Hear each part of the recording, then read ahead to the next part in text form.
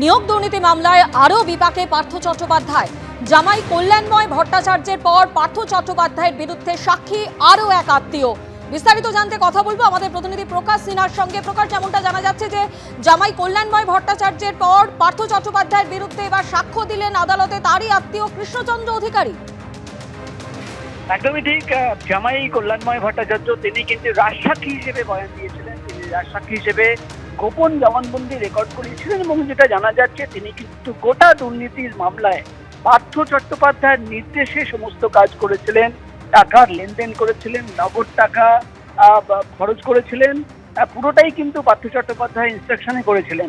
আজকে আমরা দেখলাম ব্যাংশন কোর্টের ইডির স্পেশাল কোর্টে পার্থ চট্টোপাধ্যায় আরেকজন আত্মীয় কৃষ্ণচন্দ্র অধিকারী তিনি এসে যে বয়ান দিয়েছেন বিচারকের সামনে, তিনি যেটা দাবি করেন যে তিনি জানতেনই না যে তাকে একটি কোম্পানির ডাইরেক্টর করে দেওয়া হচ্ছে, অর্থাৎ তাকে না জানিয়ে অজান্তে তাকে ডাইরেক্টর করে দেওয়া হয় এবং সেই কোম্পানির নামে পিংলা যে স্কুল বানানো হয়েছে সেই স্কুলের কয়েক একর জমি কেনা হয়েছে এবং নগদ টাকার লেনদেন করা হয়েছে। এমনকি এই আত্মীয় বিচারককে জানিয়েছেন সাক্ষ্য গ্রহণ পেশ করার সময় যে তাকে মাঝে মাঝেই বলা হতো যে চেকবুক সই করে দাও, চেকবুকে সই করতে হবে, এবং তিনি যেহেতু কল্যাণময় ভট্টাচার্য তাকে ভরসা করতেন তাই কিছু না জেনেই সই করে দিতেন। অর্থাৎ আগেই আমরা দেখলাম পার্থ চট্টোপাধ্যায় জামাই তিনি রাজসাক্ষী হিসেবে বয়ান দিয়েছেন। আজকে আমরা দেখলাম পার্থ চট্টোপাধ্যায়ের বিরুদ্ধে তার আরেকজন আত্মীয় তিনি কিন্তু সাক্ষ্য গ্রহণের সময় একই ধরনের বয়ান দিলেন, অর্থাৎ আরো কিন্তু বিপাকে প্রাক্তন শিক্ষামন্ত্রী পার্থ চট্টোপাধ্যায়। ধন্যবাদ প্রকাশ। এবারে আপনাদের সামনে রাখবো যে আজকে রাজ্য সরকারকে আক্রমণ করে বিরোধী দলনেতা শুভেন্দু অধিকারী কি বললেন। পরিস্থিতি পুলিশকে দাঁড় করিয়ে রেখেছে ওদিকে কেউ যাতে না যেতে পারে, আর ঘরগুলো বলছে আমাদের জল দিন, খাওয়ার জল দিন। আর একটা এসছিল লম্পট মন্ত্রী পালিয়েছে ওদিকে, এদিকে ঢুকেনি, আসেনি। সরকার মারা গেছে, পশ্চিমবঙ্গে সরকার নেই, এটা প্রমাণ হচ্ছে।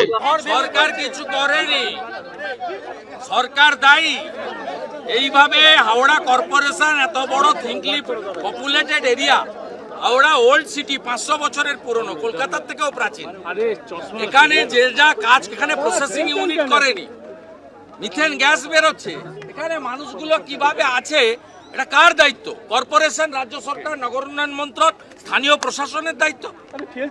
আপনারা কাল থেকে লোকগুলো খাওয়ার তো দূরের কথা, জল দেয়নি, তাদেরকে সেফ জায়গায়। আমি কমপ্লিটলি বিরোধী দলটা ডিমান্ড করছি এই 100টা ঘরকে প্রধানমন্ত্রী যে আবাস যোজনা আছে আরবান, তার অন্তর্গত রাজ্য সরকার ইমিডিয়েটলি ফাঁকা ফ্ল্যাটে শিফট করুক, সমস্ত ফাঁকা ফ্ল্যাটে গিয়ে শিফট করুক এবং ইমিডিয়েট 20,000 টাকা করে লাইভলিহুডের জন্য দিন।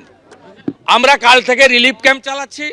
আমরা প্রত্যেক বাড়িতে যতক্ষণ না ওয়াটার কানেকশন হচ্ছে 20 লিটার করে পানীয় জল দেব সিদ্ধান্ত নিয়েছি। আমরা আজকে প্রত্যেকটা বাড়িতে বিজেপির পক্ষ থেকে 5,000 টাকা করে দিয়েছি আমাদের লিমিটেড ক্যাপাসিটির মধ্যে, এবং তারপলিন দিয়েছি। পাবলিকের ভয় আসেনি, ওরা পাবলিককে ফেস করতে চাইছে না, এটা অনেক দিন ধরে হচ্ছে। না না, এরা হিন্দু বলে করছে না, এরা রোহিঙ্গা হলে করছে। হ্যাঁ, এরা হিন্দু, আর হিন্দিতে অধিকাংশ লোক এখানে কথা বলে, এবং এখানে প্রায় দলিত সমাজ আছে, পাসওয়ান ভাইরা আছে। এদের অপরাধ, এরা জয় শ্রীরাম বলে, এই জন্য এদের ব্যবস্থা নেই।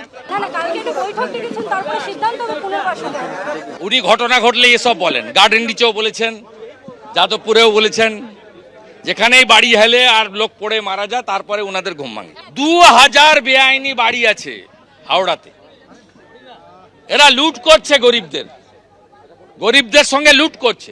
এখানে রোহিঙ্গা থাকে না তাই রিলিফ নেই, এখানে হিন্দু থাকে তাই রিলিফ নেই। মমতা ব্যানার্জি যেদিন প্রাক্তন হবে। জল সংকটের পাশাপাশি হাওড়ায় বেলগাছিয়ায় এখন অস্তিত্বের সংকট এবং পরিস্থিতি খতিয়ে দেখতে আজকে সেখানে যান মেয়র ফিরহাদ হাকিম। তিনি সেখানে যান এবং সেখানকার পুলিশ কমিশনার, জেলা শাসক তাদের সঙ্গে কথাও বলেন এবং স্থানীয় বাসিন্দাদের অভাব অভিযোগও শোনেন।